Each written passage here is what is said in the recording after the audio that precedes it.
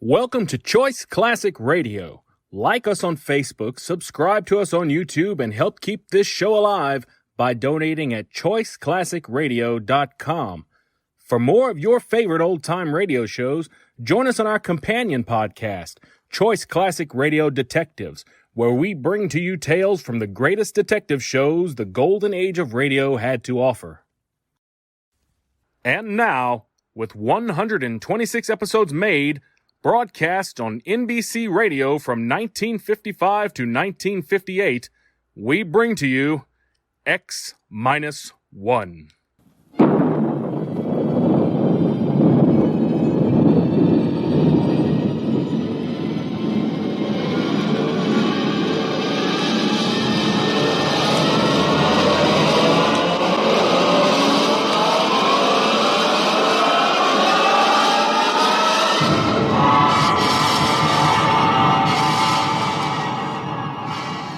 From the far horizons of the unknown come tales of new dimensions in time and space. These are stories of the future, adventures in which you'll live in a million, could be years, on 1,000 maybe worlds. The National Broadcasting Company, in cooperation with Galaxy Science Fiction Magazine, presents X minus one.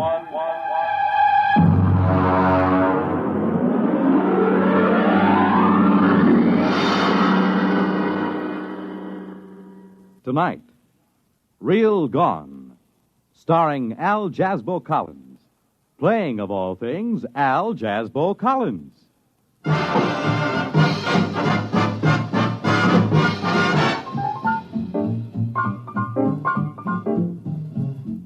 Oh, come in. Come in. Glad to see you. Albert here, your Collins friend. Just a minute. I'll close the door. You know, when you run a disc jockey show, the song pluggers just seem to ooze through the grain of the wood. There. Well, we won't be bothered for a while. Have a seat. I'll take this record off the chair. Hound Dog. Exclusive to me. Sung by Helen Traubel with the Vienna State Symphony Orchestra, under the direction of Felix Weingartner. Now sit down. You do the writing for that Real Gone show on NBC, don't you? That X-1 with the rocket ships and the three-headed men from Mars and all that jazz. Well, that's why I asked you up. I ran into a little something. Just an idea, you know. I figured maybe you could English it up and use it. It's about a friend of mine, Ralph Therian. Did you ever hear of him? He's an artist. I don't mean records or a musician. I mean an artist, a sculptor. I ran into him during the war. He used to sit in the barracks making busts of the sergeants out of GI soap. And when they had him on KP, they couldn't trust him to peel potatoes. He'd end up doing caricatures of the captain and the lieutenants out of raw spuds. Man, he was the greatest. He got the whole company restricted for a week when we were stationed somewhere near Boston. It snowed, and he made a life-size statue out of snow and ice depicting the captain sitting in a howdah on the back of an elephant. The captain didn't mind so much, but the elephant happened to look like the regimental colonel, and he took a dim view of the entire affair. Ralph studied in France somewheres under the GI Bill of Rights, and I used to run into him once in a while on 57th Street. He's looking kind of hungry and desperate.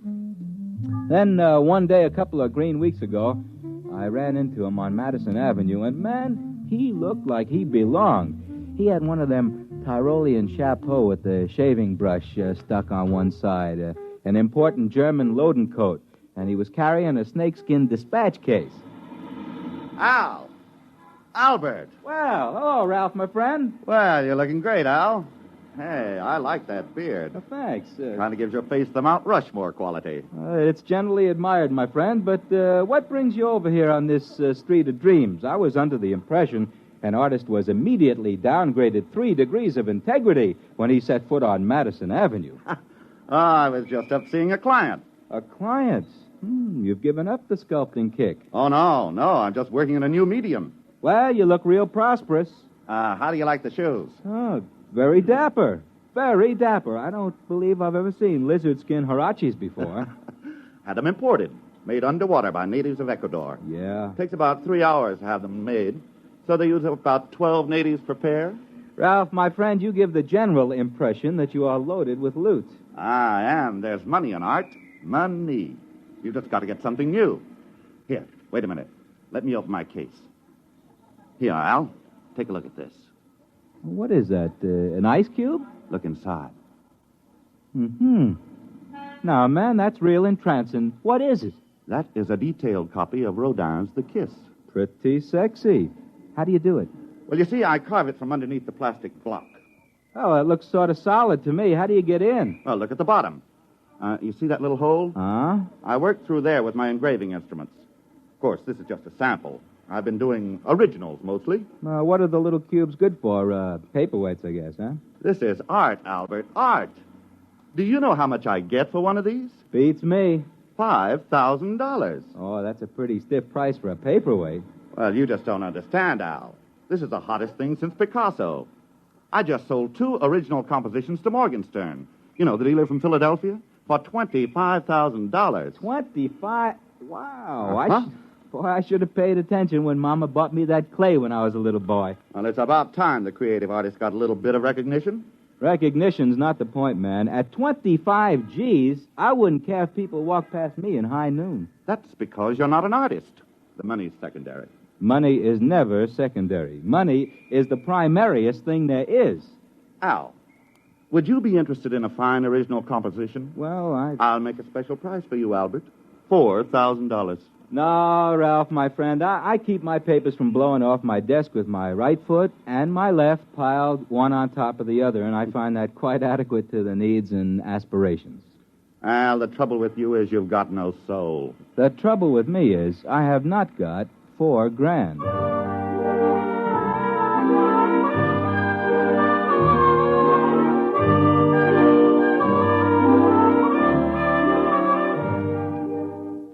This sort of thing is happening to me all the time. For example, I have a barber who plays unaccompanied Bach chaconnes with a 1/4-inch drill and a length of steel pipe.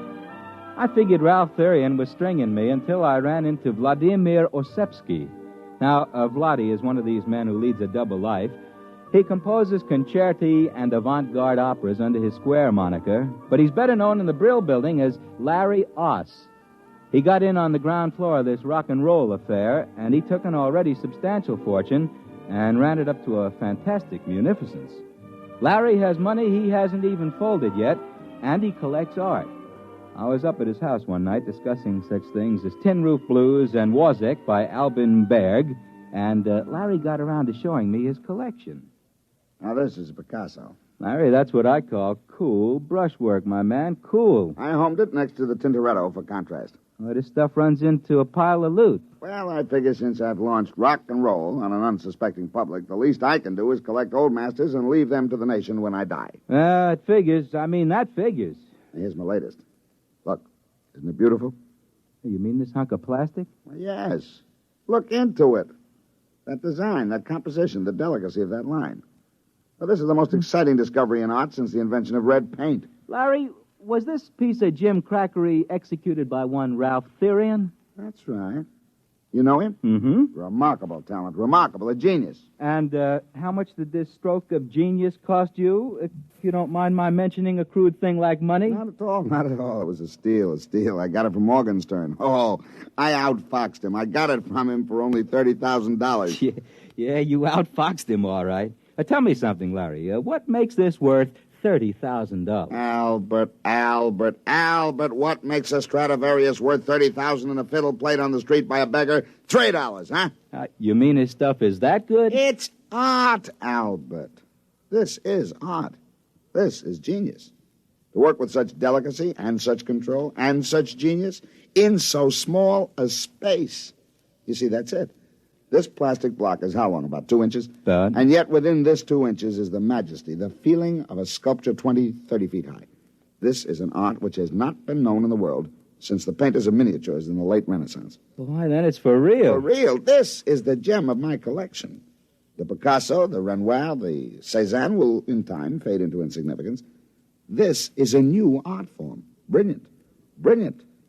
And now let me play a new record we're putting out. It's called I Love You, Baby, 'Cause Your Lower Lip Drags on the Ground. A real cool you-bangy beat.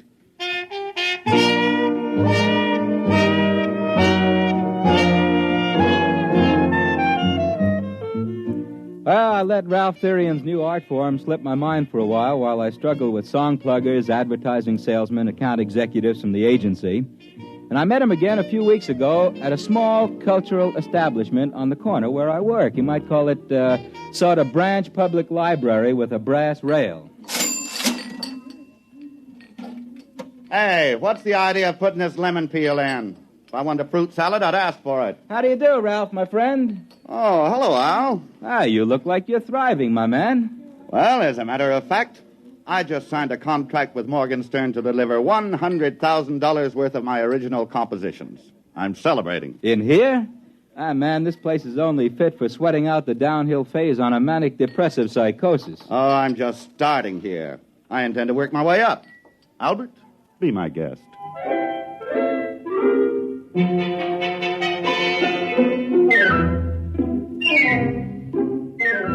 Well, I just had a difficult morning with the station manager who has an illusion in his little ricky-ticky mind that my program is the answer to Lawrence Welk and Guy Lombardo. He'd been trying to convince me to program 2 solid hours of Wayne King, relieved by vocals by Frank Crummett and Julia Sanderson. I had resisted, and I was in the mood for eating the lotus and forgetting. Several hours later, Ralph was feeling very confidential. Albert, my friend, I like you. Why don't you shave? Ralph, love me, love my beard. I will try. Albert, you have the look of an Abraham Lincoln gone hog wild among the cream puffs. Ralph, you have an artist's soul. Albert, I trust you, I trust you, I trust you. I am touched. And so, Albert, I'm going to take you to my studio. My secret studio. And I will reciprocate, my friend. Tomorrow, when I am doing my disc show, you may come to my secret studio. With the esteem that my program is held in today, tomorrow I'll be doing my broadcast from a small hole with a round iron top and plenty of running water below. What time is it? It's something. I'm late. Hurry.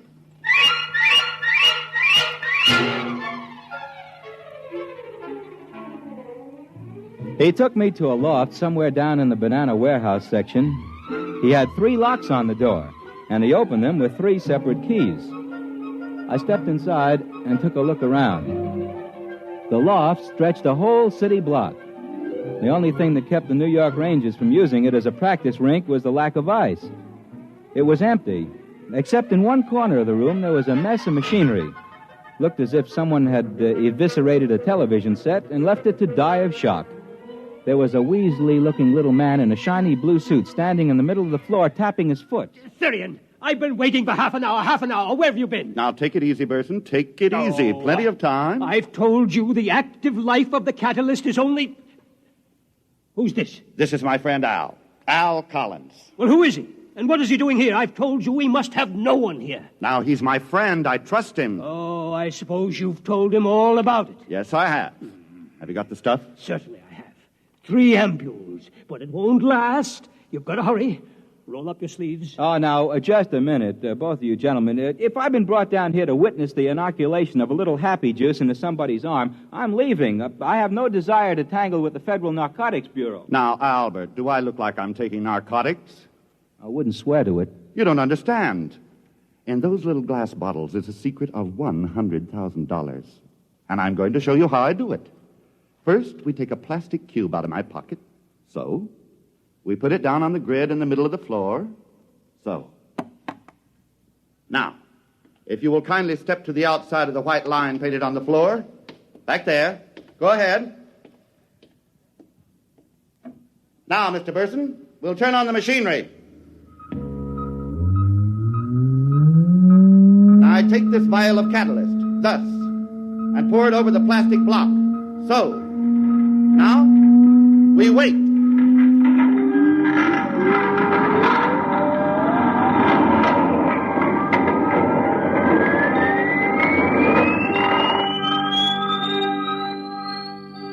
We stood there at the edges of that loft and watched that tiny plastic block sitting in a frame on the middle of the floor. And then suddenly it began to grow. In about 20 minutes, that cute little plastic block stood about 20 feet on its side.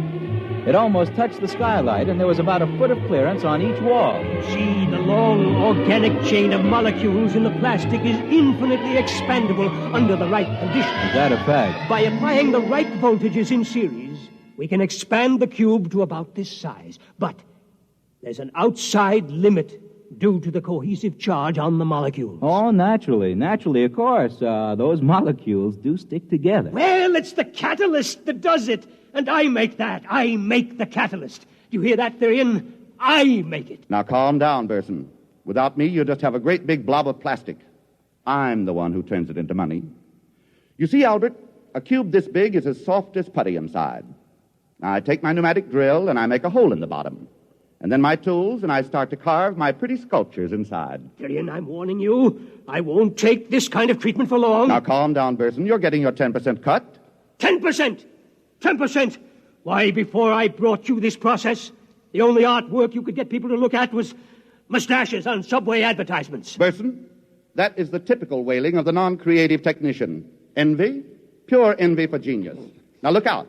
I'm going under there and start work. I want 50%, Therian. 50%. That's only fair, isn't it? I put it to you, Mr. Collins.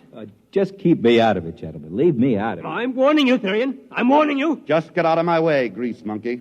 Let an artist work.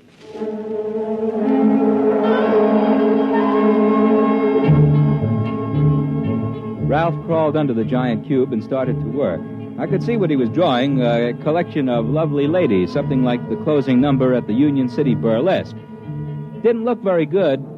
The lines were kind of thick and muddy, had a kind of a soft and sloppy quality to it, just about as if you were carving in butter. Took him about an hour, and then he crawled out. Just about in time. Well, what does it say on that watch? You've got about 20 seconds left. You cut it pretty fine there, Therian. It's all right. It's a masterpiece. Wait a minute. Okay, now. There she goes.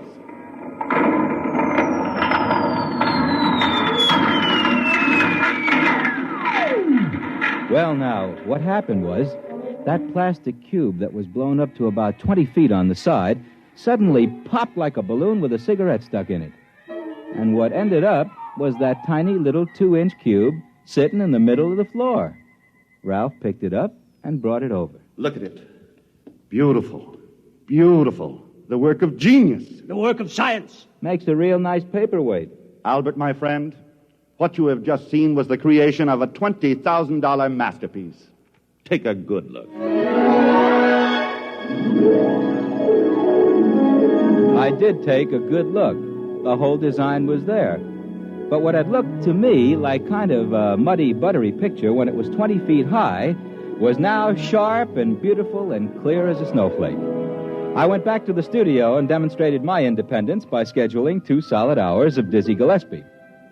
The next day, I got a telephone call just before I went on the air.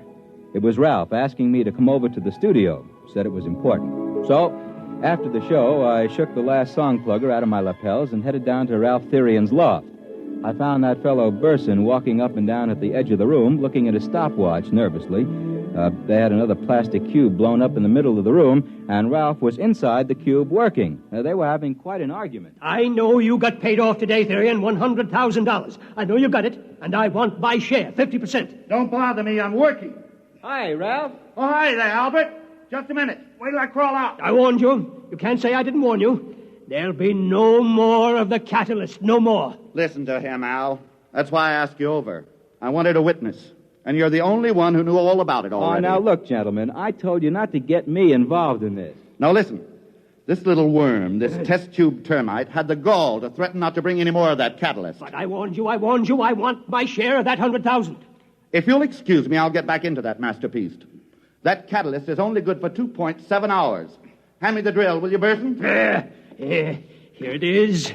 But I warned you. Boy, this plastic is tough today. All right. A lower grade. I warned him. He must have the money here somewhere. Yes, it must be somewhere. Bills. Your check stubs. What are you doing over there, Burson? Looking. Just looking. Well, if you're looking for that $100,000, you can stop. I've got it right here in my pocket. Now, don't bother me while I finish work. What? Therian, come out of there. Come out. I've got to finish just a little more. Come out, you don't understand. Come out. Get out of my way, Mr. Collins. With pleasure. Therian, Hand me that money. Quick! Get out of my way, Burson. I'm working. But listen, you don't understand. The catalyst. Let go of me. Let go of me. The catalyst. I made it up half strength. Give me that money. Quick, the money.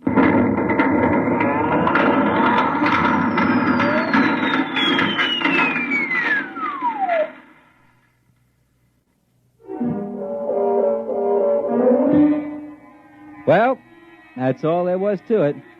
I figured out that little fella from the plastic company figured he'd get himself a new sculptor when he made up that catalyst half strength. The two of them were in there when the roof fell in. The roof and the walls. Well, that's about all there is to it. Figured you might be able to use the story. I wrote a few notes on it. They're here somewhere, under the paperweight. Oh, would you like to see the paperweight? Little plastic cube about 2 inches. Look in there. Two fellows with their hands around each other's throat. Looks realistic, don't it? As if they were squeezing. Of course, this one's an improvement on the work Ralph Therian did. This one's in full color.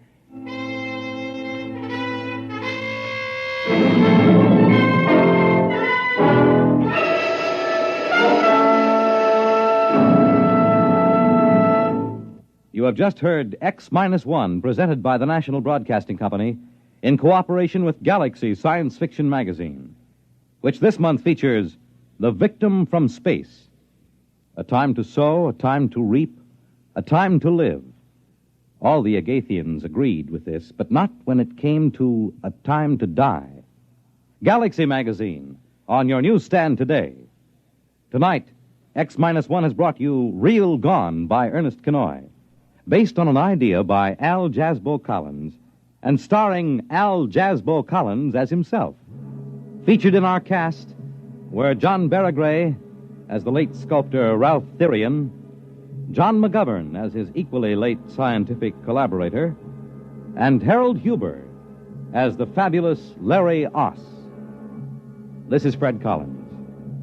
X-1 was directed by Kenneth McGregor and is an NBC Radio Network production.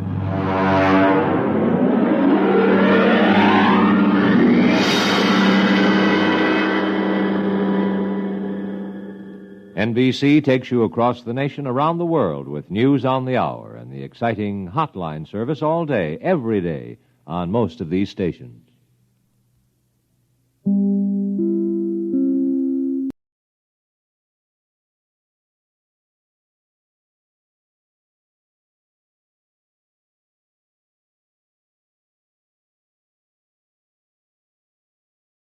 That concludes today's episode. We'd like to thank you and remind you to donate at choiceclassicradio.com. Remember, your donations make episodes like this possible.